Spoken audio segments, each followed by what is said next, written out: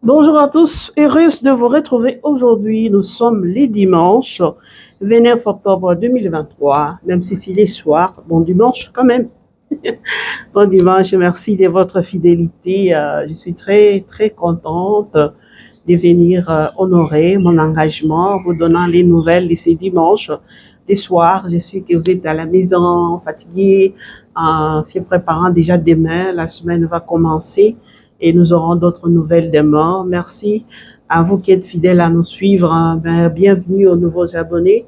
Hier, nous étions dans le 921 avant de monter sur ce plateau. Bon, les soirs, il y a les gens qui se sont abonnés. Avant de monter ici sur ce plateau, j'ai regardé, nous sommes déjà à 982. Donc, je suis sûre que ce soir, nous allons arriver dans les 1000 de bain. Nous allons aussi continuer, nous devons évoluer pour réaliser notre projet. Merci sans plus tarder. Je m'en vais à vous donner quelques nouvelles. Je commence d'abord avec les synodes, hein, parce que je vous donnais souvent quelques nouvelles des synodes. Les synodes s'est clôturé hier, c'était ouvert.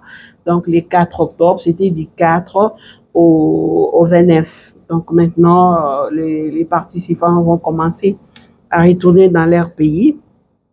Alors, hier, c'était l'Assemblée générale ordinaire, donc de la clôture.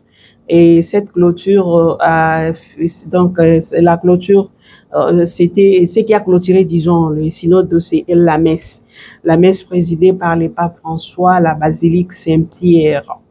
Mais hier, dans la soirée, c'était la lecture de la synthèse à l'issue donc de ces synodes. Et disons que les travaux ne sont pas encore finis, ça continue aussi.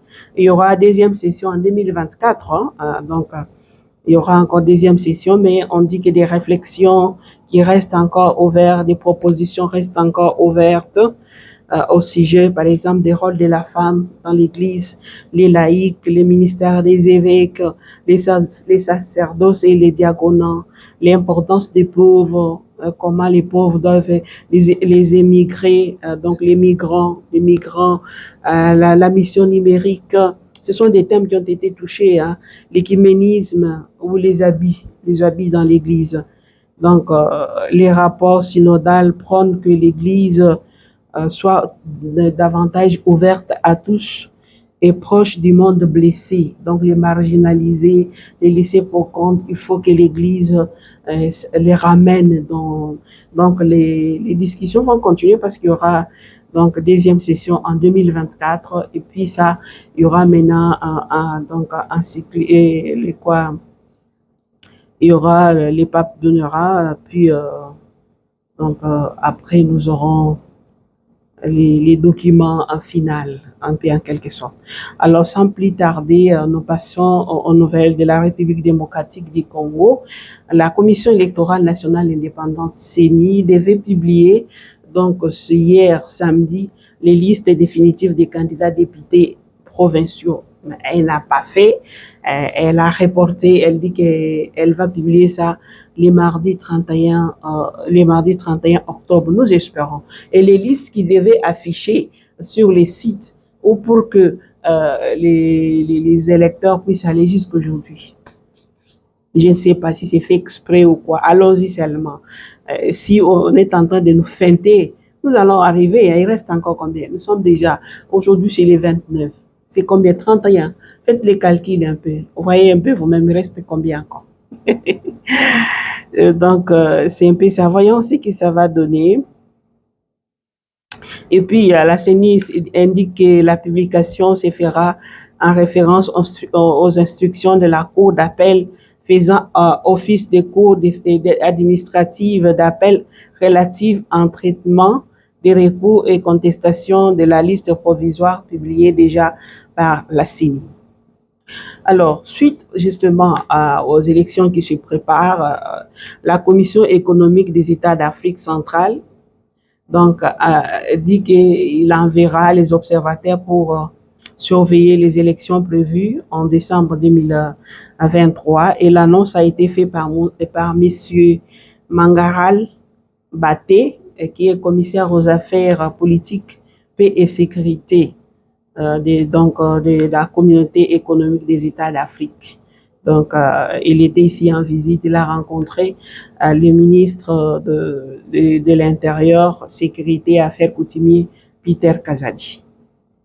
La société civile de Maniema, à travers l'ONG Habari za Binadamu, alerte la CENI pour la campagne précoce. C'était à Kisangani, c'était au Nord Kivu, les gens mettent des calicots, maintenant même dans les réseaux sociaux. Donc on met ici, on regarde les numéros, je sais pas, 4, les numéros 20, les numéros 3, etc. La campagne n'a pas encore commencé, mais les gens commencent à faire des affiches, ils mettent leur leader derrière. Donc, ils alertent la CESAC d'interdire ce genre de choses. Apparemment, il y a certaines personnes qu'on permet, d'autres, on les interdise. Il faut être quand même juste. Donc, ces points-là. Au Nord Kivu, alors, les différentes confessions religieuses ont lancé hier samedi un appel à la paix, au renoncement, au renforcement des dialogues entre les hommes des différentes religions. C'était aussi l'occasion d'une journée de réflexion initiée à Goma par la communauté Saint-Édidio. Donc, c'est une communauté qui aide un peu la réconciliation à travers le monde. Hein. Et cette journée était basée sur le thème l'audace de la paix et religion et culture en dialogue. Donc, et lors de cette rencontre, on nous dit qu'il y avait les catholiques, les protestants, les musulmans et d'autres acteurs politiques étaient là. Donc, c'était une bonne chose.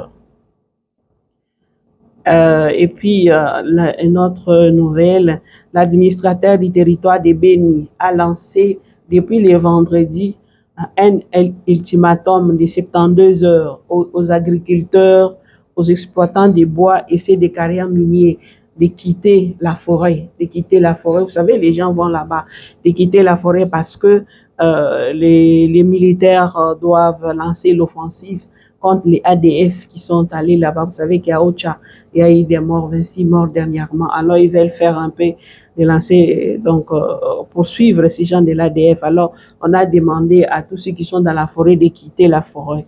Et en entendant, depuis aussi, ça fait déjà 4 jours, les enfants n'étudient pas. Depuis, disons, les enfants n'étudient pas parce qu'ils ont peur d'aller à l'école, que les ADF puissent surgir et puis faire du mal aux enfants.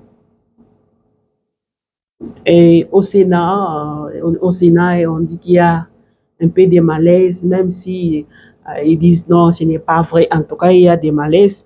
On a dit qu'il y a déjà plus de 40 signatures déjà récoltées donc pour la pétition contre le président du Sénat.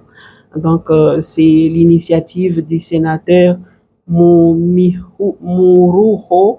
Mungorozi Stéphane, qui est même de la même province et même village que le président du Sénat. Vous voyez, entre frères et sœurs, parfois on s'y mange, hein, on s'est fait du mal. Alors qu'ils sont des mêmes villages, s'il y avait quelque chose qui n'allait pas, pourquoi ne pouvaient pas les suivre, dialoguer entre eux, initier la pétition pour les déchoir? Ce n'est pas bon. Et la dernière nouvelle, hier, je vous avais dit que le président de la République est arrivé au Congo-Brazza. Il y a un mini-sommet des 3 bassins forestiers, initié par le président Sassou, le président Félix Tshisekedi et puis le président da Silva, Lula da Silva du Brésil. Vous savez qu'après l'Amazonie au Brésil, il y a aussi notre fleuve et nous avons aussi des bassins du fleuve Congo, bassin du Congo, et puis nous partageons avec les Congo-Brazza. Alors, les samedis même, le président de la République a tenu un discours, donc s'est adressé aux participants. Il a dénoncé une fois de plus l'agression de la RDC par les Rwandais et il a lancé l'appel donc à la paix entre les nations africaines. Et puis le président de la République a expliqué aussi qu'il faudra nécessairement bannir l'hypocrisie entre Africains et voir le courage de se regarder en face dans les yeux pour se dire qu'il est anormal de s'appeler frère et de se poignarder dans les dos. C'est bon avec les Rwandais. Ce n'est pas normal de se poignarder dans les dos. Mais aujourd'hui, dans la politique congolaise, les amis d'hier, vous vous poignardez aussi dans les dos, monsieur le président. Vous vous poignardez dans les dos. Il y a les gens qui vous ont été utiles, qui vous ont aidé, que vous continuez aujourd'hui à poignarder dans les dos parce que c'est la politique. Or, la politique passe, n'est-ce pas? Pas seulement les présidents de la République. Nous voyons aussi les gens, les Kabylie, vraiment les gens qui ont géré, qui ont dansé pour Kabila. Aujourd'hui, ils sont devenus des fatigants 100%. Et demain, quand Fatih ne sera pas là, ils vont aussi se tourner contre Fatih. Je ne sais pas qui seront qui, je ne sais pas. C'est ça, l'ingratitude, l'hypocrisie dont parlent les présidents. C'est ça. Donc l'homme, c'est pour cela que Hobbes disait, l'homme est loup pour l'homme. On se poignarde, on se mange. C'est ça, c'est ça.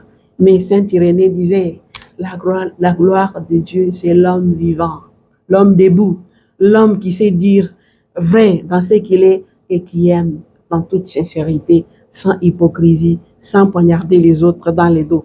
Voilà, merci beaucoup de nous avoir suivis. Nous allons arrêter ici. Nous nous retrouvons demain pour d'autres informations.